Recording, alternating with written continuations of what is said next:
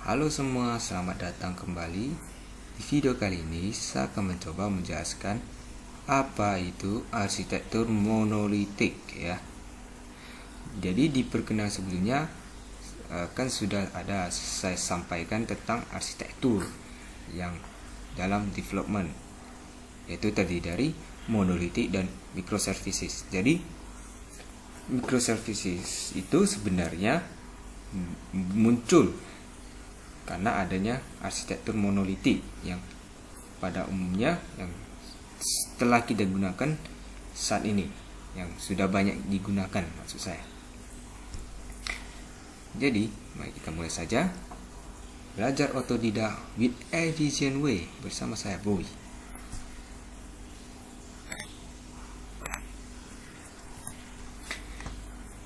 Jadi monolitik itu apa? Monolitik itu adalah model arsitektur untuk membangun aplikasi dengan cara menggabungkan modul-modul ke dalam satu aplikasi, satu program atau satu code base ya. Jadi misal kita itu punya aplikasi e-commerce ya.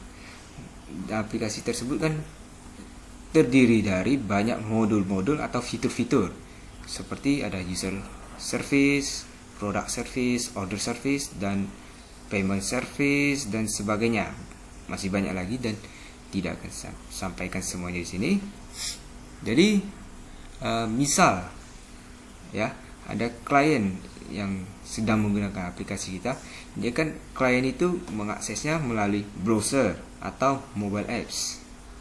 Kemudian akan masuk ke load balancer sebelum masuk ke aplikasi, ya baik berupa Nginx atau Apache, kemudian masuk ke aplikasi e-commerce ya, tergantung yang dia akses yang modul mana. Kemudian apabila ada mengakses ke database, maka akan melalui database yang bisa berupa MySQL, SQL Server, Oracle, yang nantinya akan memberikan feedback ke aplikasi, kemudian ke klien ya. Jadi sederhananya arsitektur inilah, arsitektur monolitik itu sebenarnya belum ada. Dia muncul setelah ada istilahnya melihat kekurangan dari monolitik ya, sehingga mereka baru muncul model arsitektur monolitik ini, yang sebenarnya saat ini sebelumnya hanya ada satu arsitektur ya. Jadi inilah yang merupakan monolitik arsitektur, di mana modul-modul digabungkan dalam satu aplikasi. Dan pada umumnya mereka hanya menggunakan satu database. Kenapa? Karena ya mereka hanya menggunakan satu teknologi, bukan berupa beberapa teknologi. Sedangkan kalau di microservices nanti bisa menggunakan beberapa teknologi seperti mungkin user service menggunakan Express.js, product order menggunakan Laravel, itu bisa. Dan bisa masing-masing menggunakan database yang berbeda ya, sehingga kompleks dia kalau secara untuk yang arsitektur microservices. Sedangkan monolitik tidak kompleks dia. Jadi apa kelebihan dari arsitektur monolitik? Mudah di develop ya, apalagi kalau dia aplikasi kecil-kecilan, tidak terlalu besar ya. Dia dalam satu code base, tidak kompleks dia, semuanya dalam satu itu. Jadi misal mau akses modul ya, modul A ya, langsung bisa ke modul A gitu. Dia mudah deploy, jadi tinggal kalau untuk aplikasi enterprise ya, dia langsung compile karena dalam satu code base, dia tinggal klik compile ya, nanti semuanya akan langsung di package gitu, kemudian siap di deploy. Yang akan ya, kalau kecil mungkin masih cepat ya, tapi kalau udah besar itu nanti akan memakan waktu yang sangat lama untuk persiapan untuk deploy. Kemudian mudah dites, mudah di scaling ya. Jadi scalingnya itu scaling memori ya. Jadi scaling itu bisa vertikal maupun horizontal. untuk monoliti itu scalingnya secara vertikal. Kenapa? Karena mereka menggunakan satu database ya. Misal ada butuh ini sudah lemot ya servernya, kemudian scalingnya itu ya nambah spesifikasinya gitu. Jadi dia nambahnya ke bawah ya, karena nambah ukuran gitu. Apa kekurangan monolitik? Nah, jadi microservices itu muncul karena adanya kekurangan-kekurangan yang tidak bisa dipenuhi oleh monolitik ini. Jadi contohnya adalah jika aplikasi besar, maka kalau misal aplikasi kita ini besar, kemudian kita ingin meng-hire programmer baru untuk fokus mendevelop beberapa fitur-fitur ya. Tapi programmer baru tersebut jadinya wajib memahami seluruh aplikasi tersebut.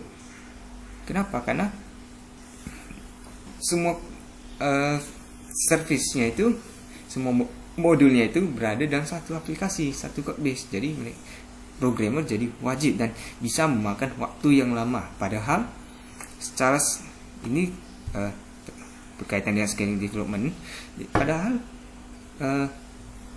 kita tujuan hire programmernya itu adalah bisa langsung fokus dengan apa yang ingin dibuat ya.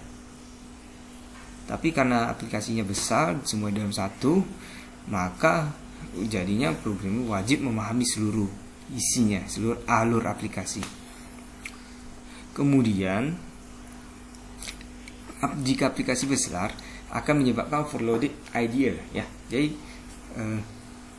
ya, teman-teman kalau sudah sering coding ya, pasti akan mengalami hal demikian ya. Apalagi aplikasinya besar, dia kan loadnya sangat lama.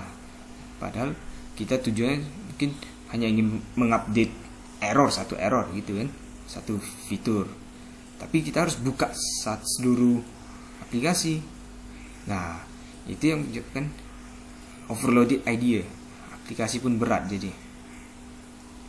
Kemudian pada saat deploy, berarti deploy seluruh aplikasi ya. Jadi ya, seluruh modul berada dalam satu aplikasi ya, tentunya sekali deploy semuanya kena gitu.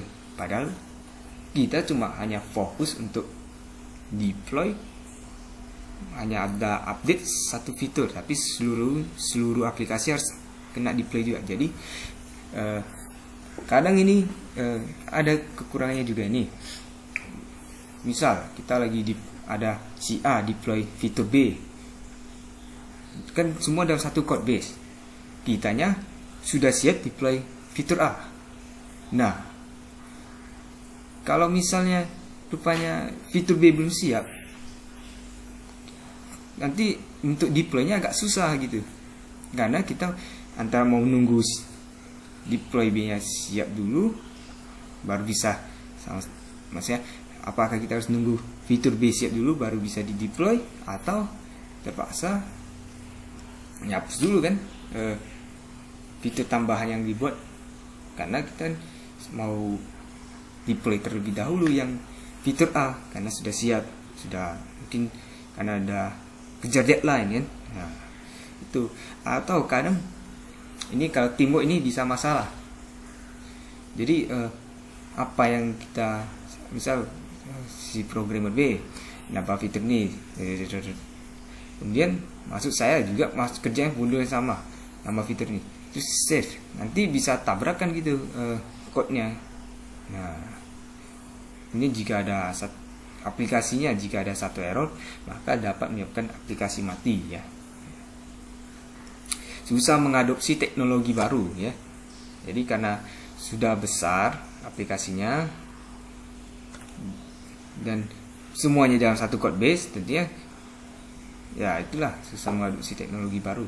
Tapi kalau misalnya nanti ada tujuan untuk pindah arsitektur, merubah ya, misal ada untuk fitur baru kan, fitur A, kita bisa membuatnya menjadi microservices. Nah, itu hebatnya. Jadi sampai di sini saja video hari ini. Jangan lupa like, subscribe, dan di-share ya, biar teman-teman yang lain membutuhkan. Dan jangan lupa klik tombol lonceng untuk mendapat notifikasi dari saya. Terima kasih.